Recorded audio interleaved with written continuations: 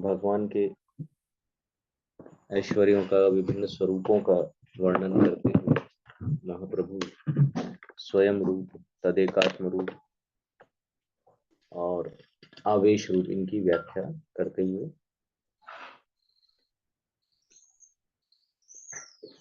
वैभव, प्राभव इनमें अंतर बताते हुए भगवान के विभिन्न अवतारों के बारे में, जैसे कि उन्होंने बताया कि युगावतार, मनवंतर अवतार, पुरुषावतार ये सभी अवतार बताए, उनके विस्तार, जैसा कि ब्रज में भी हमने देखा रासलीला के समय, फिर हमने देखा द्वारका में विवाह के समय।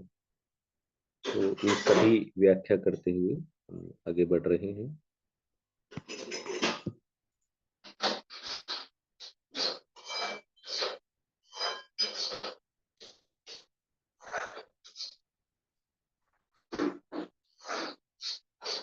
हरे कृष्ण। तो स्वअंश विस्तारों के बारे में, जैसे अभी फिर से एक बार उसको पढ़ लेते हैं। भगवान के विलास विस्तारों का वर्णन लघु भागवतामृत में किया गया है। जब भगवान अपनी अचिंत्य शक्ति के द्वारा विभिन्न आकारों से युक्त अपने विविध रूप प्रदर्शित करते हैं तो ये विलास विग्रह कहलाते हैं। फिर स्वांश विस्तारों के बारे में कह रहे हैं कि जब कृष्ण का कोई रूप आदि रूप से अभिन्न होकर कम महत्वपूर्ण होता है तथा कम शक्ति दिखलाता है, तब वह स्व अंश कहलाता है। जैसे अपने अपने धाम में निवास कर रहे भगवान के चतुर्व्यूह अवतार। चतुर्व्यूह आप पाठ कर सकते हैं, यानी याद कर सकते हैं। संकर्षण, वासुदेव, प्रद्युम्न, अनिरुद्ध। फिर पुरुषावतार, महासंकर्षण, अ, महाविष्णु, गर्भोदकशाही विष्णु, क्षीरोदकशाही विष्णु। और फिर लीलावतार, मनवंतर अवतार, योगावतार, इनमें अनेक आ जाते हैं। ये स्वांश के उदाहरण। प्रभव वैभव भेदे विलास द्विधकर, विलासेर विलास भेद अनंत प्रकर। अब जो विलास रूप है उसके पुनः दो कैटेगरी है। फिर से दो कैटेगरी में उनको बांटा गया है। पहला है प्रभाव और वैभव। और इन रूपों के विलासों की भी असंख्य भेद हैं। ठीक है, तो हम कितना याद रख पाएंगे लेकिन प्रयास करना, कम से कम जितना ग्रंथ में है उतना तो हम ध्यान रख पाए। प्रभव विलास वासुदेव संकर्षण, प्रद्युम्न अनिरुद्ध मुख्य चारी जन। मुख्य चतुर्व्यूहों के नाम हैं वासुदेव, संकर्षण, प्रद्युम्न तथा अनिरुद्ध। ये प्राभव विलास कहलाते हैं। ब्रज गोप भाव रामेर पूरे क्षत्रिय भावन, वर्णावेश भेद ताते विलास तार नम। कृष्ण के आदि रूप जैसे ही रूप वाले बलराम वृंदावन में एक ग्वाल। कृष्ण और बलराम में कोई भेद नहीं। क्या भेद है? वर्ण भेद है। और कृष्ण जो है वंशीधारी हैं, बलराम हलधर हैं। तो कृष्ण के रूप वाले बलराम वृंदावन में एक ग्वाल बाल हैं। वे अपने आप को द्वारका के क्षत्रिय वंश के एक सदस्य भी मानते हैं। इस तरह उनका रंग तथा वेश भिन्न है और वे कृष्ण के लीला रूप कहलाते।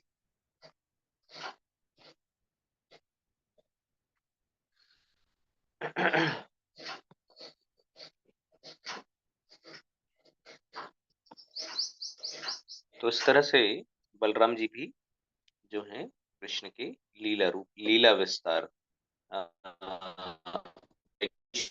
वहां पे क्या दिया है? विलास। उसका फिर अर्थ किया गया है लीला विस्तार। तो ये विलास हो गया है ना। ऊपर यहाँ पे जो चतुर्व्यूह के बारे में दिया है तो क्या कहते हैं, प्राभव विलास। यहाँ पे लीला रूप कहा गया है। वैभव प्रकाशे अर प्रभव विलासे, एक ही मूर्ते बलदेव भाव भेदे भसे। तो श्री बलराम कृष्ण के वैभव प्रकाश रूप हैं। ठीक है, ये आप नोटिस कर सकते हैं, नोट कर सकते हैं। बलराम जी किस कैटेगरी में आ रहे हैं, वैभव प्रकाश। इसका मतलब स्वरूप ऐसा है, वर्ण में भेद है, बाकी सब सेम।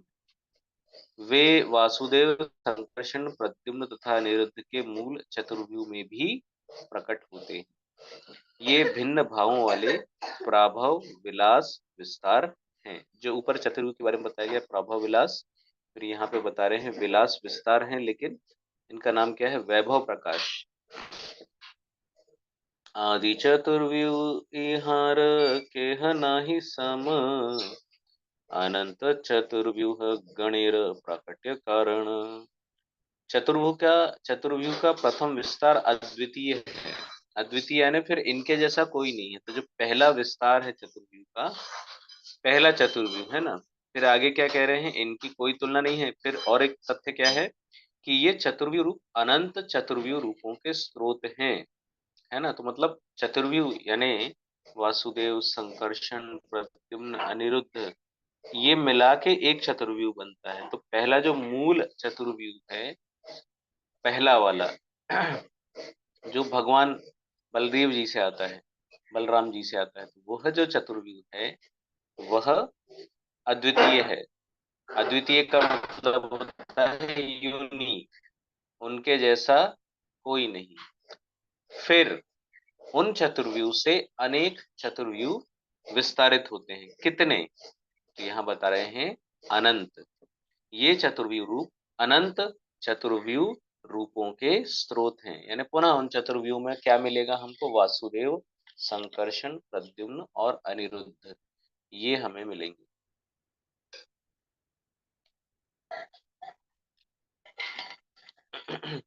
तो क्या होता है, हमारी सुविधा के लिए हमको कुछ नंबर्स दिए जाते हैं, कुछ लिमिटेड चीजें दी जाती हैं। जैसे आप श्रीमद् भागवतम के कवर पेज पे भी देखेंगे, है ना, जो जैकेट होती है उस पे भी आप देखेंगे तो अलग अलग वैकुंठ हैं, फिर उसमें त्रिविक्रम और ऐसे वामन, ऐसे अलग अलग वैकुंठों के अलग अलग अधिष्ठाता देव। इवन पांचवें स्कंद में जब आप पढ़ेंगे तो आपको पता चलेगा कि भगवान श्री राम, उनका एक धाम है, नरसिंह देव उनका एक धाम है। ऐसे अलग अलग धामों में उनके जो प्रमुख प्रमुख भक्त हैं उनकी सेवा कर रहे हैं। लेकिन अब ऐसे कितने हैं, तो अब हमारी बुद्धि सीमित है, इसलिए कुछ लिमिटेड नंबर्स वहां दिए हैं। लेकिन यहाँ से पता चलता है कि क्या है, अनंत है। कृष्णेरैचारी प्रभव विलास, द्वारका मथुरा पुरे नित्य इहार वास। भगवान कृष्ण के चार प्राभव विलास रूप द्वारका तथा मथुरा में शाश्वत रूप से निवास करते हैं। प्राभव विलास, ठीक है। देखिए प्राभव विलास किसको बोला है, ये तो फिर कंफ्यूजन हो गया है ना। वासुदेव, संकर्षण, प्रद्युम्न तथा अनिरुद्ध ये भिन्न भावों वाले प्राभव विलास विस्तार हैं, और ये नित्य रूप से कहाँ वास करते हैं, द्वारका और मथुरा में शाश्वत रूप से निवास करते हैं। यही चारि है ते 26 मूर्ति पर काश, अस्त्र भेदे नाम भेद वैभव विलास। तो एक मूल चतुर्व्यूह से 24 रूप प्रकट होते हैं। वे अपने चारों हाथों में धारण किए जाने वाले अस्त्रों की स्थिति के अनुसार भिन्न होते हैं। ये वैभव विलास कहलाते हैं। अभी प्राभव विलास हो गए, फिर इनसे जो निकल रहे हैं वो उनको क्या कह रहे हैं, हम प्राभव विलास कह रहे हैं, सॉरी वैभव विलास कह रहे हैं। पुनः कृष्ण चतुर्व्यूलया पूर्व रूपे, परव्योम मध्य वैसे नारायण रूपे। भगवान कृष्ण पुनः विस्तार करते हैं और परव्योम अर्थात आध्यात्मिक आकाश में वे अपने मूल चतुर्व्यूह रूपों के विस्तार के साथ अपने चतुर्भुजी नारायण रूप में पूर्ण रूपेण स्थित हैं।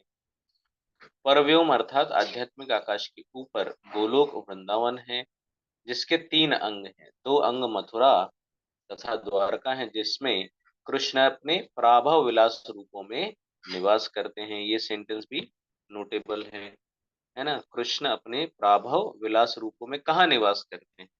तो उत्तर क्या है? कृष्ण अपने प्राभव विलास रूपों में मथुरा और द्वारका में निवास करते हैं। तो वैभव प्रकाश विस्तार, तो कृष्ण के वैभव प्रकाश विस्तार हैं बलराम जी, और वो गोकुल में नित्य निवास करते हैं। प्राभव विलास चतुर्व्यूह से वैभव विलास के 24 रूपों का विस्तार होता है।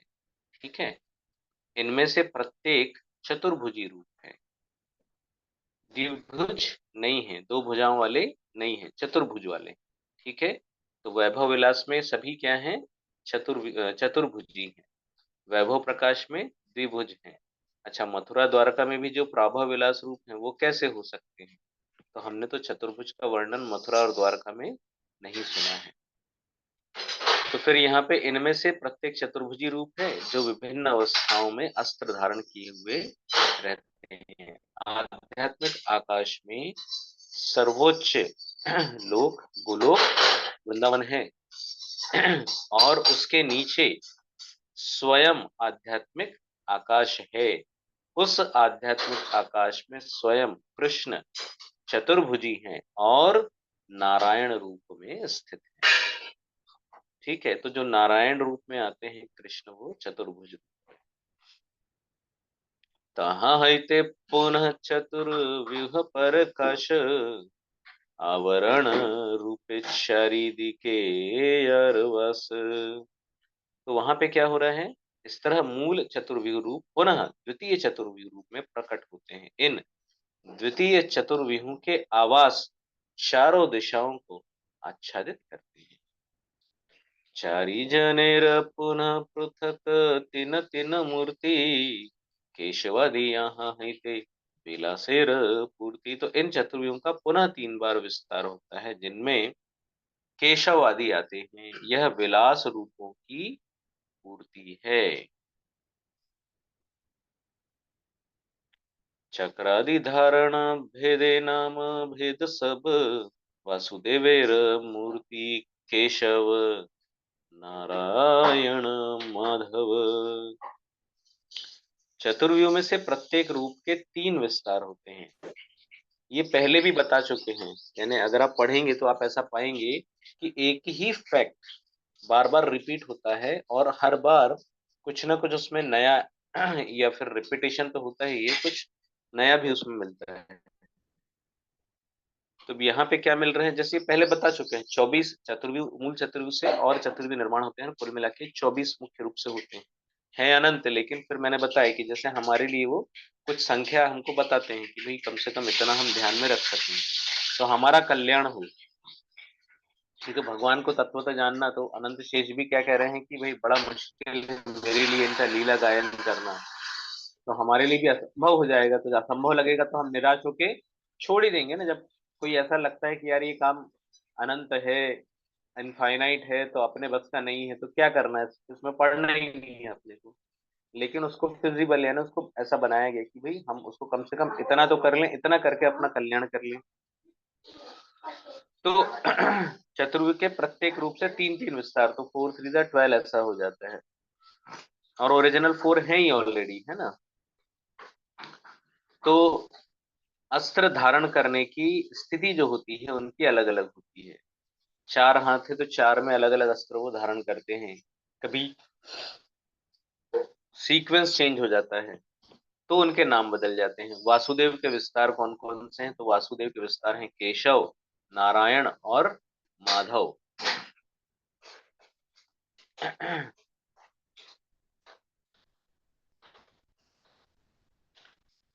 ठीक है, तो अभी आप 4 याद रखिए: वासुदेव, फिर संकर्षण, फिर प्रद्युम्न और फिर अनिरुद्ध। तो वासुदेव से केशव, नारायण और माधव, पहले 3 बता दिए महाप्रभु जी।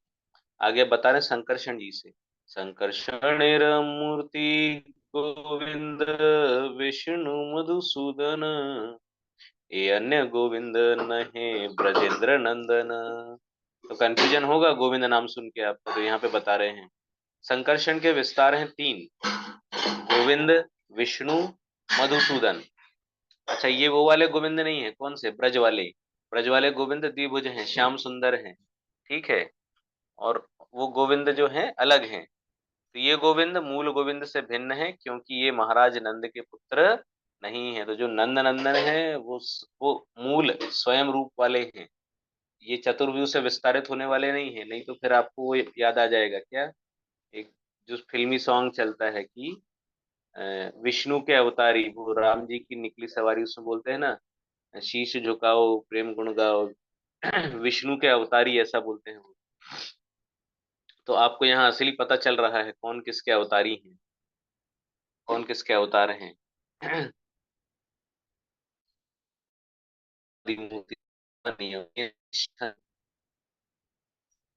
समस्त अवतारों के स्रोत जो हैं भगवान श्री कृष्ण, और वो नंद के पुत्र हैं। तो चूंकि ये वाले गोविंद जो हैं वो संकर्षण जी से विस्तारित हैं, इसीलिए ये अलग है। तो अभी वासुदेव जी से 3 हो गए हैं, केशव, नारायण और माधव। और फिर यहाँ से जो आ रहे हैं संकर्षण जी से, गोविंद, विष्णु और मधुसूदन। अब प्रद्युम्न जी से, प्रद्युम्नेर मूर्ति त्रिविक्रम वामन श्रीधर, अनिरुद्धेर मूर्ति ऋषिकेश पद्मनाभ दामोदर। पुनः दामोदर आ गए। चलिए देखते हैं आगे क्या एक्सप्लेनेशन है। प्रद्युम्न के विस्तार क्या है? त्रिविक्रम, वामन और श्रीधर। इसी तरह अनिरुद्ध के विस्तार है ऋषिकेश, पद्मनाभ तथा दामोदर। द्वादश मासेर देवताई बरजन, मार्गशीर्षे केशव, पौषे नारायण। अभी 12 हो गए ना, एक बार पुनः गिन लेते हैं अपन, है ना। देखिए, संकर्षण जी से गोविंद, विष्णु, मधुसूदन, ये भी आपको टेबुलाइज डेटा रखना पड़ेगा, बारंबार रिपीट करना पड़ेगा। बड़ा अच्छा है, चार्ट आर्ट बना के हम किचन में इसको पेस्ट कर लें या कहीं, तो रिपीटिशन में आ जाएगा ये। तो गोविंद, विष्णु, मधुसूदन संकर्षण जी के विस्तार हैं। फिर इसके पहले, हाँ, वासुदेव, वासुदेव जी के विस्तार कौन कौन है? केशव, नारायण, माधव, ठीक है। संकर्षण जी के विस्तार हैं गोविंद, विष्णु और मधुसूदन। और प्रद्युम्न जी के विस्तार जो है त्रिविक्रम, वामन और श्रीधर। और अनिरुद्ध के विस्तार हैं ऋषिकेश, पद्मनाभ और दामोदर। और यह जो 12 हैं, इन्हीं के नाम पर जो वैष्णव कैलेंडर में वैष्णव मास जो हम बोलते हैं, ऑनलाइन एक कैलेंडर है वैष्णव कैलेंडर, उसमें आपको देखने को मिलेगा। तो इन्हीं देवताओं के नाम पर, यानी इन्हीं के नाम पर जो है वह 12 महीने हैं। जैसे मार्गशीर्ष तो केशव, पौष जो है वो नारायण। तो केशव जो है अग्रहायण मास, और नारायण जो है पौष मास। माघ मास के देवता कौन है? माधव। और फाल्गुन मास के देवता कौन है? गोविंद। चैत्र मास के देवता कौन है? विष्णु। और वैशाख के कौन है? मधुसूदन, ठीक है। यानी इष्ट देव या अधिष्ठाता देव, प्रधान देवता जिनको हम कहते हैं। ज्येष्ठ मास के हैं त्रिविक्रम, आषाढ़ मास के हैं वामन, और श्रावण मास के हैं श्रीधर, भाद्रपद के हैं, भाद्र मास के हैं ऋषिकेश, अश्विन मास के हैं पद्मनाभ, और कार्तिक मास के हैं दामोदर। अच्छा, अब यहाँ पे फिर एक्सप्लेनेशन दे रहे हैं, कंफ्यूजन होगा, लेकिन आप एक चीज ध्यान में रख लीजिए, ब्रज में जो है वो अलग है, और ये जो निकल रहे हैं चतुर्भुजी, ये अलग है। ब्रज के दामोदर अलग ही हैं। ब्रज वाले दामोदर है ना, जो जो मधुर लीलाएं ब्रज वाले दामोदर जी करते हैं, यहाँ पे जो चतुर्भुजी दामोदर है वो नहीं कर सकते। चतुर्भुजी मैया देखेंगी तो उनको बांध नहीं सकती है ना, वो तो प्रणाम करेंगे उनको। तो ये जो दामोदर हैं कार्तिक मास के, ये दामोदर वृंदावन के नंद महाराज के पुत्र राधा दामोदर से भिन्न है।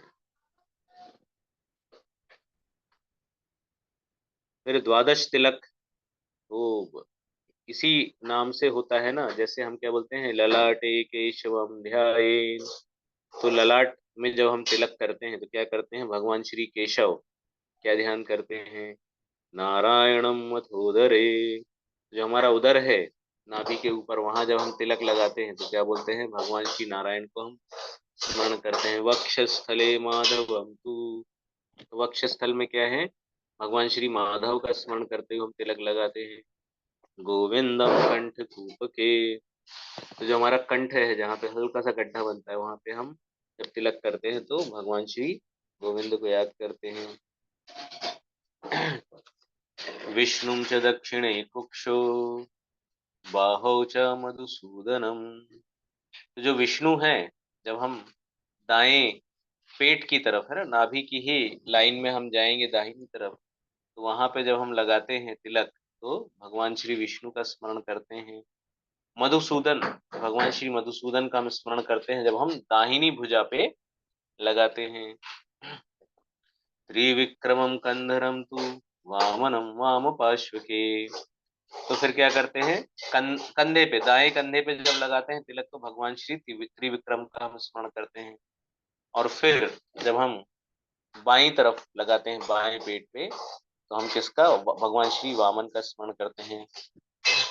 श्रीधरम वाम बाहो तु ऋषिकेशम तु कंधरे। तो भगवान श्री श्रीधर का हम स्मरण करते हैं जब हम बाईं भुजा पे है ना, और ऋषिकेश जी का हम स्मरण करते हैं जब हम बाएं कंधे पे लगाते हैं। पृष्ठे च पद्मनाभम तु कटिम दामोदरम नसे। तो पृष्ठ भाग यानी पीठ का जो ऊपरी भाग है वहां पे हम पद्मनाभ जी का स्मरण करते हैं।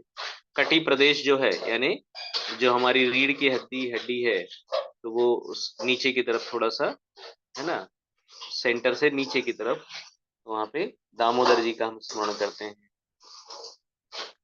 और फिर लास्ट में ऊपर वासुदेवाय ऐसे करके जो जो शिखा है, शिखा पे हम बाकी का तिलक लगा लेते हैं। तो द्वादश तिलक मंत्र ई द्वादश नाम आचमने नामे स्पर्शी तत्स्थान। ओम केशवाय नमः, ओम नारायणाय नमः, ओम माधवाय नमः। शरीर के 12 स्थानों पर तिलक लगाते समय विष्णु के इन 12 नामों वाले मंत्रों का उच्चारण करना होता है। नित्य पूजा के बाद जल से आचमन करते समय इन नामों का उच्चारण करते हुए शरीर के प्रत्येक अंग का स्पर्श करना चाहिए। अरे यहाँ दिया भी है, इसको तो आप खींच लें और पाठ कर लें। जो भी तिलक करते हैं भक्त और जिनको मंत्र पाठ नहीं है, तो जो मिरर है, मिरर के बाजू में ये मंत्र जो है लगाना है, और उसको पेस्ट यानी मंत्र पेस्ट कर लेना है। और फिर जब आप अ, तिलक हाथ में घूंटते हैं है ना, तो उसको घूंटते समय ही ये मंत्र जो है पाठ कर लेना है, उच्चारण कर लेना है। ललाटे केशवम ध्यायेन् नारायणं मथोदरे वक्षस्थले माधवं तु गोविन्दं कण्ठकूपके विष्णुं च दक्षिणे कुक्षौ बाहौ च मधुसूदनं त्रिविक्रम त्रिविक्रमं कन्दरे तु वामनं वामपार्श्वे श्रीधरं वामबाहौ तौ ऋषिकेशं तु कन्दरे पृष्ठे च पद्मनाभं च कट्याम दामोदरम न्यसेत्।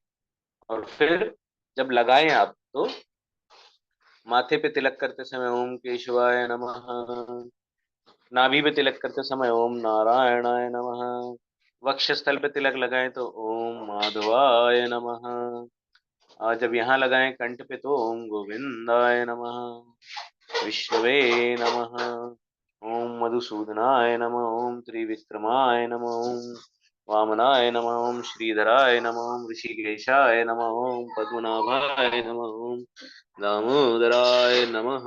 ऐसा उनका स्मरण करना है तो भगवान का। और जब भी नहाए तो उतने नहाने के बाद में तिलक करना है।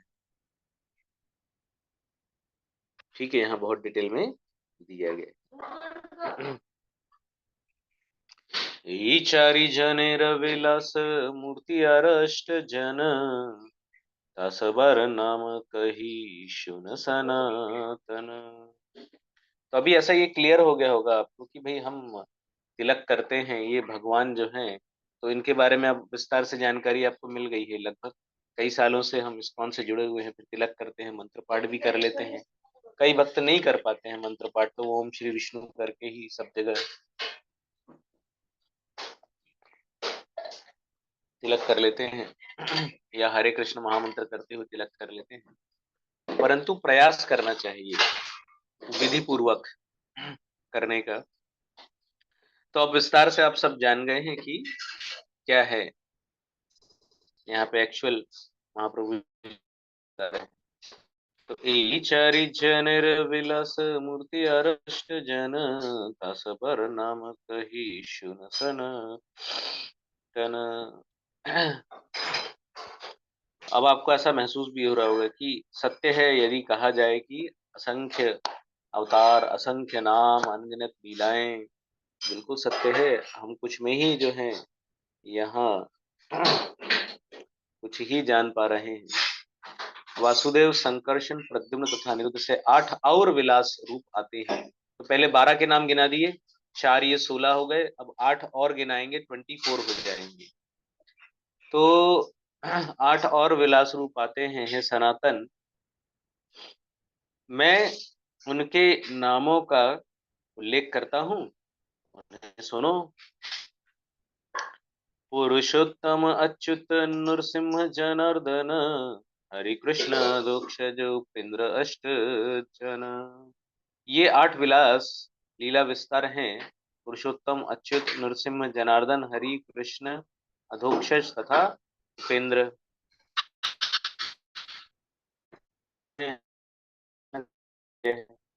ठीक है। जैसे पहले गोविंद जी का नाम लिया गया था, फिर दामोदर जी का नाम लिया गया था, कृष्ण का नाम ले लिया गया। वासुदेव विलास दुई अधोक्षज पुरुषोत्तम संकर्षणेर विलास उपेंद्र अच्युत दुई जन। इन 8 विस्तारों में से 2 वासुदेव के विलास हैं। उनके नाम क्या है? उनके नाम है अधोक्षज और पुरुषोत्तम। जैसे आपको बताया गया कि पहले वासुदेव से 3, फिर संकर्षण से 3, है ना। वो जो 4 3 12 आया, अभी यहाँ पे 4 2 8, तो प्रत्येक से 2 2 आ रहे हैं ना। तो वासुदेव जी से कौन आ रहे हैं? अधोक्षज और पुरुषोत्तम। संकर्षण से 2 आ रहे हैं, उपेंद्र और अच्युत। प्रद्युम्न से कौन कौन आ रहे हैं? नृसिंह और जनार्दन जी। और अनिरुद्ध से हरि और कृष्ण आ रहे हैं। ए 26 मूर्ति प्रभव विलास प्रधान अस्त्र धारण भेदे धरे भिन्न भिन्न नाम। ये 24 रूप भगवान के मुख्य प्राभव विलास हैं। इनके नाम हाथों में धारण किए गए अस्त्रों की स्थिति के अनुसार भिन्न भिन्न होते हैं। ठीक है। तो जो नाम आए हैं वो शस्त्र के अनुसार, अस्त्रों के अनुसार नाम दिए गए हैं। इहार मध्य यहाँ हय आकार वेश भेद से हय विलास वैभव वे भेद। इन समस्त रूपों में जो रूप, वेश तथा आकार में भिन्न होते हैं, वे वैभव विलास कहलाते हैं। जैसे आप नरसिम्हा देव जी का वर्णन करते हैं, तो धरती से देखा तो आकाश तक उन्होंने अपने, जब जो उनके बाल हैं, गर्दन पे बाल होते, जब ऐसे गर्दन हिलाई तो उन बालों से जो आकाश में विमान थे वो सारे तितर बितर हो गए। यानी स्वर्गलोक के विमान सारे तितर बितर हो गए। और जब हम भगवान श्री वामन का कथा सुनते हैं तो उनमें देखते हैं कि अरे वामन जी तो कितने छोटे हैं, बालक जैसे हैं।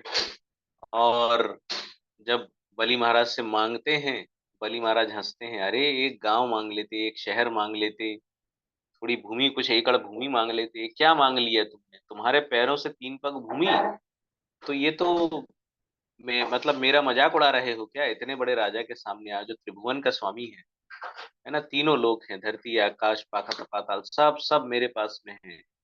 पूरे ऊपर के लोग नीचे सब मेरे पास में है, मैं सबका स्वामी हूँ। और तुम मुझसे 3 पग भूमि मांग रहे हो, तुम्हारा आकार देखा है? तो क्या मतलब मजाक उड़ाने आए हो मेरा?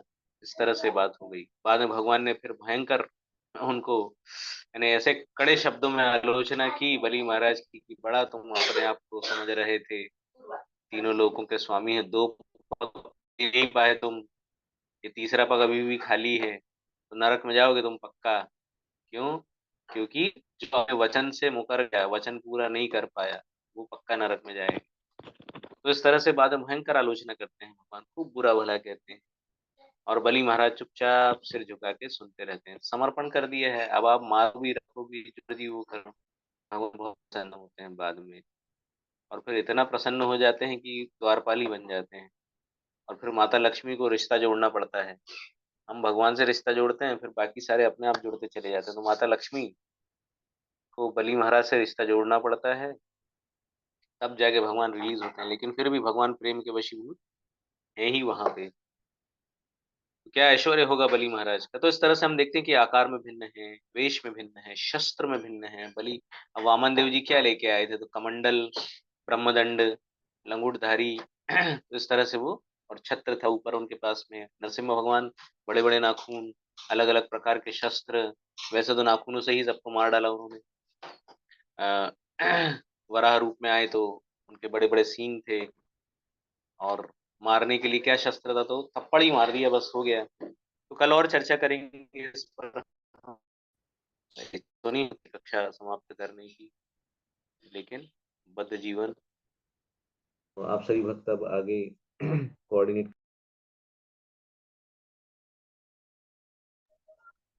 हरे कृष्णा। थैंक यू प्रभु जी। तो वास्तव में इतना आसान नहीं है भगवान के विचारों को समझना, और जैसे कि आपने बताया कि चार्ट करके ही समझा जा सकता है। तो ये आपने बहुत अच्छा आइडिया बताया प्रभु जी, प्रयास करेंगे कि इसको ऐसे ही एनालाइज किया जाए। और जैसे कि आपने बताया भगवान के स्वांश रूप, वैभव रूप, विलास रूप, और एक ऐसा था कि भगवान अपने अपने धाम में निवास करते हैं, और फिर चक्रव्यूह में भगवान के अवतार बनते हैं, संकर्षण, वासुदेव, प्रद्युम्न और अनिरुद्ध। फिर पुरुष अवतार, लीला अवतार, मनवंतर अवतार, योगा अवतार जो है वो स्वांश के उदाहरण आते हैं। और मतलब इन्हीं के फिर जो और आगे विस्तारित होते हैं, वासुदेव, संकर्षण, प्रद्युम्न और अनिरुद्ध, ये प्रभा विलास कहलाते हैं। जैसा आपने ऐसे बताया कि इन चारों से फिर तीन तीन और सेट निकलते हैं, तो फिर वो टोटल 12 हो जाते हैं। और जो भगवान बलराम है वह वैभव प्रकाश का भगवान का रूप है, वो विस्तार है। और वासुदेव, संकर्षण, प्रद्युम्न, अनिरुद्ध ये जो है वो मूल चतुर्भुज से भी प्रकट होते हैं। और फिर उनके भाव अलग अलग होते हैं, तो वो प्रकाश विलास कहलाते हैं। और फिर आपने बताया कि वो माधव अलग है, जो ब्रज वृंदावन में रहते हैं वो नहीं है। और फिर आपने बताया कि वामन देव अवतार, त्रिविक्रम, 12,000 स्थान पे जो तिलक किया जाता है उसका मंत्र। हरे कृष्णा। और बाकी डिवोटी शेयर कर सकते हैं, यदि समझे तो कुछ प्रश्न हो तो बता सकते हैं। हरे कृष्णा जी। माता जी अनम्यूट कर लीजिए। हरे कृष्णा। मैं सब वैष्णव को मेरा दंडवत प्रणाम। प्रभु जी बहुत ही सुंदर क्लास थी, और बहुत इतनी गहराई में, इतना डिटेल में आप इतने अच्छे से उसको क्लियर करके सब बता रहे हैं। प्रभु जी मुझे ऐसा ही लग रहा था कि जैसे हम भौतिक जीवन में जब भी किसी चीज का रस या आनंद लेते हैं, या जैसे कुछ स्वादिष्ट खा रहे हैं, तो वो हमारा धीरे धीरे वो रस कम होता जाता है। हमें जो शुरू में बहुत अच्छा लगता है, उसके बाद में फिर वो चीज हम मतलब इतने अकता जाते हैं कि उसे अब खाना मतलब बंद करें, अब नहीं है इसका रस आ रहा है। मगर ये जो आध्यात्मिक रस है प्रभु जी, ये तो बहुत दिन पे दिन बहुत पढ़ने जैसा है। और जितना हम इसमें गहराई में जा रहे हैं, तो बहुत इसमें तो आनंद है भगवान के नाम में। जो और प्रभु जी आपने बहुत अच्छे से जो बताया है कि वो जो प्रथम चतुर्भुज से जो 3 विस्तार निकलते हैं, उसके बाद फिर और जो आगे आपने बताया है कि जो सब में फिर ये जो लीला विस्तार होते हैं, फिर ये इनके 2 2 रूप आते हैं। और इस तरह से आपने पहले जो 12 नाम बताए हैं, फिर बाद में ये 24 रूप आए हैं, और सबको आपने क्लियर बताया कि ये जो महीनों के नाम हैं उन पे है। और जो तिलक का तो मुझे प्रभु जी, मैं इतने टाइम से, मैं इतने साल से इस्कॉन में हूँ, मुझे पता ही नहीं था कि नाम तो पता था कि सबके अलग अलग, पर ये समझ में नहीं आता था कि पर्टिकुलर ही क्यों। पर ये पूरा शास्त्रों से और इतने अच्छे से लिया गया है। तो ये बहुत आज बहुत अच्छे से प्रभु जी आया इसको, और बार बार पढ़ेंगे तो और मुझे थोड़ा अच्छा क्लियर होगा। और इसका जो आपने बताया चार्ट का, तो प्रभु जी वही मैं कोशिश करूंगी, बनेगा तो ये बहुत बड़ा लग रहा है, और जितना मैं धीरे धीरे कोशिश करूंगी प्रभु जी। हरे कृष्ण। हरे कृष्णा। थैंक यू माता जी। कोई और डिवोटी शेयर कर सकते हैं?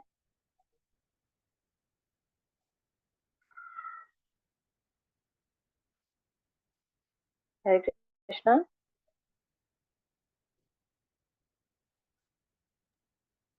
हरे कृष्णा अनुपम प्रभु जी। हरे कृष्णा अनुपम माता जी।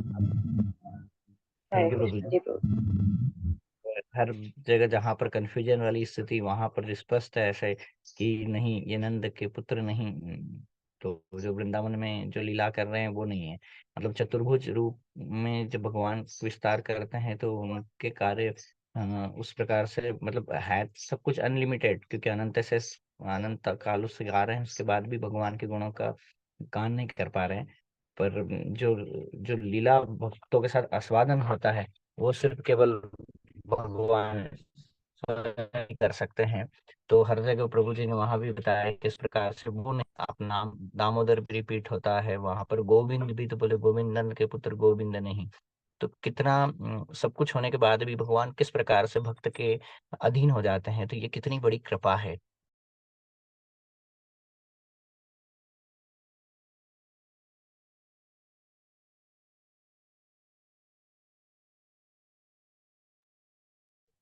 हरे कृष्णा। ट्वीट कर लेती हूँ।